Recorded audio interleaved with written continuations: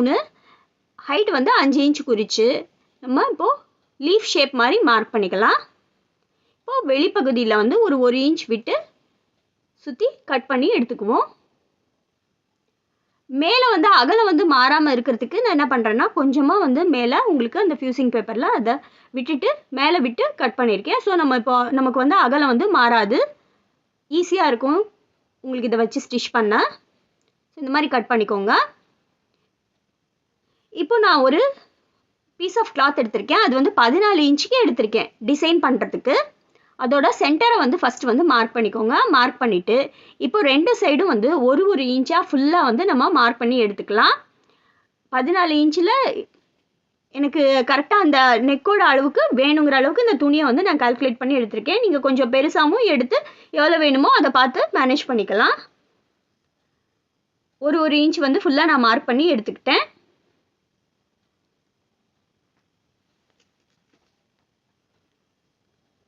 ஃபுல்லாக வந்து 1 inch mark பண்ணியாச்சு. இப்போ நம்ம இதை ஸ்டிச் பண்ண போகிறோம். நடுவில் வந்து ஃபஸ்ட்டு நடுவில் இருக்கிற ப்ளீட்டை எடுத்து நடுவில் ஒரு இன்ச் குறிச்சிருக்கோம் இல்லையா, அதை வச்சுட்டு இப்போது 1 இன்ச் விட்டு கரெக்டாக வந்து தையல் கொடுக்குறோம். அதாவது இந்த சைடு 1 இன்ச் அந்த சைடு 1 இன்ச் போகும். அந்த மாதிரி வந்து மடித்து தைச்சி எடுத்துக்கலாம். இப்போ அதே மாதிரி 1 இன்ச் விட்டுட்டு 2 இன்ச்சு சேர்த்து அதே மாதிரி 1 இன்ச் அது மடிச்சிடுறோம். மடிக்கிறனால உங்களுக்கு 2 இன்ச் ஆகிடும். இப்போ மடித்து ஃபுல்லாக வந்து இதை ஸ்டிச் பண்ணி எடுத்துக்கிறோம். நேராக வந்து ஸ்டிச் பண்ணி எடுத்துக்கோங்க. 1 இன்ச் விட்டுட்டு நான் ஸ்டிச் பண்ணிக்கிறேன். இப்போ அதே மாதிரி இந்த சைடு ஃபஸ்ட்டு வந்து சென்டரில் ஸ்டிச் பண்ணோம். இப்போ 2 சைட்லேயும் ஸ்டிச் பண்ணிக்கிறோம். இந்த சைடும் அதே மாதிரி 1 இன்ச்சு ஃபுல்லாக வந்து கொடுத்து ஸ்டிச் பண்ணி எடுத்தாச்சு.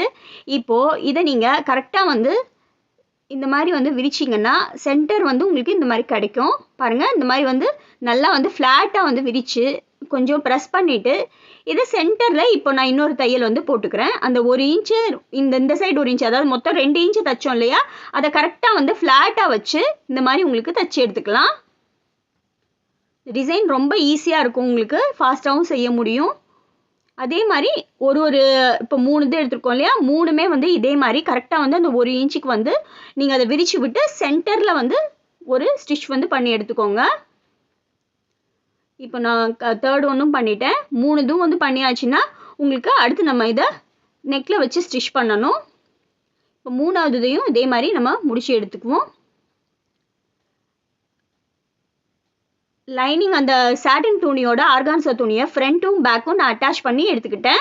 2 சைடுமே வந்து அட்டாச் பண்ணி எடுத்துக்கிட்டாச்சு. இப்போது ஃபஸ்ட்டு வந்து ஃப்ரண்ட்டுக்கு நெக்கு நம்ம குறித்து வச்சுருக்கோம் இல்லையா, அந்த அளவை வந்து வச்சு இந்த பேட்ச் எவ்வளோ தூரம் வரணும் அப்படிங்கிறத நான் பார்க்க போகிறேன். கரெக்டாக வந்து சென்டர் வந்து மார்க் பண்ணிக்கோங்க. இந்த மாதிரி அழுத்தி கோடு போட்டிங்கன்னா மார்க் ஆகிடும். இப்போது சென்டர் வந்து மார்க் பண்ணியாச்சு. இப்போது நெக்கை வந்து வச்சு நெக்கோட அளவு எவ்வளோ வருதுன்னு பாருங்கள். இவ்வளோ தூரம் எனக்கு நெக்கோட அளவு வந்து வருது. ஸோ அதை பேஸ் பண்ணி நம்ம இப்போ அந்த பேட்ச் தைச்சோம் இல்லையா, அதை நான் ப்ளேஸ் பண்ணிக்கிறேன். 2 சைடும் வந்து மடித்து வச்சுட்டு அந்த கரெக்டாக அந்த 3 கோடில் நடு கோடு வந்து அந்த நம்ம நடுவில் மார்க் பண்ணியிருக்கோம் இல்லையா, அங்கே வர்ற மாதிரி வச்சு ஃபிக்ஸ் பண்ணிவிட்டு இப்போது 2 சைடும் வந்து ஸ்டிச் பண்ணி எடுத்துக்கலாம். ஸோ பேட்ச் வந்து நம்ம அட்டாச் ஆகிடும். ஸ்டிச் பண்ணிட்டேன். இப்போ நெக்ஸ்ட்டு நம்ம இந்த நெக்கை வந்து வச்சு ஸ்டிச் பண்ணி எடுக்க போகிறோம். அதுக்கு ஃபஸ்ட்டு நம்ம இந்த மாதிரி ஃபியூசிங் பேப்பரில் கொஞ்சமாக துணி எக்ஸ்ட்ரா விட்டு கட் பண்ணி எடுத்துக்கிட்டு அந்த துணியை ஃபஸ்ட்டு இந்த மாதிரி மடித்து தைச்சிக்கோங்க. தைச்சதும் இப்போ ஃப்ரண்ட் சைடு எடுத்து சரியாக வந்து ஃப்ரண்ட்டு பாருங்கள். பார்த்து சுற்றி வந்து கரெக்டாக அந்த ஃபியூசிங் பேப்பருக்கு ஜஸ்ட்டு ஒரு புள்ளி வந்து அந்த ஃபியூசிங் பேப்பர் மேலே வந்து ஸ்டிச் விழுகணும். அந்த மாதிரி ஸ்டிச் பண்ணிங்கன்னா உங்களுக்கு நல்லாயிருக்கும். இப்போது சுற்றி வந்து கரெக்டாக கட் பண்ணிவிட்டு சின்ன சின்ன கட்ஸ் கொடுத்து எப்பயும் நம்ம வந்து கழுத்து திருப்புவோம் இல்லையா, அதே மாதிரி திருப்ப வேண்டியது தான். சென்டரில் ஒரு கட் கொடுத்துட்டேன். இப்போ சின்ன சின்னதாக வந்து சைட்ஸ்லேயும் வந்து கட் கொடுத்துட்டேன். கொடுத்ததும் இதை திருப்பி நம்ம கரெக்டாக வந்து ப்ரெஸ் பண்ணி ஸ்டிச் பண்ணி எடுத்துக்கலாம். எடுத்திங்கன்னா உங்களுக்கு நெக்கு வந்து ஃபிக்ஸ் ஆகிடும். இப்போ நெக் வந்து ஃபிக்ஸ் ஆகிடுச்சு. இப்போ நம்ம இந்த டிசைனில் இப்போ நான் காட்டுற மாதிரி 1 இன்ச் வந்து ஃபஸ்ட்டு நடு இதை விட்டுட்டு 1 இன்ச் மார்க் பண்ணியிருக்கேன். இப்போது நடு இதில் 2வது இன்ச் மார்க் பண்ணியிருக்கேன். 3வது அந்த 2 இதில் மார்க் பண்ணியிருக்கேன். அதாவது நம்ம ஊடு புள்ளி வைப்போம் இல்லையா, அந்த ஊடு புள்ளி ஸ்டைலில் ஒரு இன்ச்சு கேப்பில் மார்க் பண்ணிகிட்டே வந்திருக்கேன். இப்போ இந்த கேப்பில் வந்து நம்ம பாசி வச்சு கவுச்சிங் ஸ்டிச்சுன்னு சொல்லுவோம். அதாவது 2யும் வந்து சேர்த்து நல்லா டைட்டாக முடிச்சு போட்டு கீழேயும் வந்து ஸ்டிச் பண்ணி எடுக்க போகிறோம். இந்த நார்மல் நீடில் த்ரெட்டு போட்டு எடுத்திருக்கேன். எடுத்து 2 சைடும் வந்து ஃபஸ்ட்டு பீட் வந்து வச்சுக்கலாம். 1 mm பீடு யூஸ் பண்ணியிருக்கேன். நீங்கள் பெரிய பீடு வேணும்னாலும் யூஸ் பண்ணலாம். 2 சைடும் வந்து பீடு வச்சுக்கோங்க.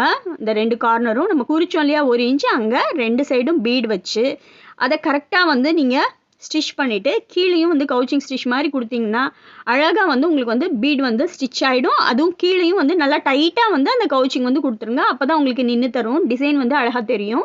ஸோ நல்லா வந்து டைட்டாக வந்து ஸ்டிச் பண்ணி எடுத்தாச்சு. இப்போ இதே மாதிரி ஒரு நம்ம குறிச்சோம் இல்லையா அந்த 1 இன்ச்சு, அதே மாதிரி ஸ்டிச் பண்ணிகிட்டே வரேன். ஃபுல்லாக எல்லாமே வந்து இதே மாதிரி ஒரு கார்னரில் வச்சு பீட் கொடுத்துட்டு இன்னொரு கார்னர்லேயும் பீட் கொடுத்து 2யும் சேர்த்து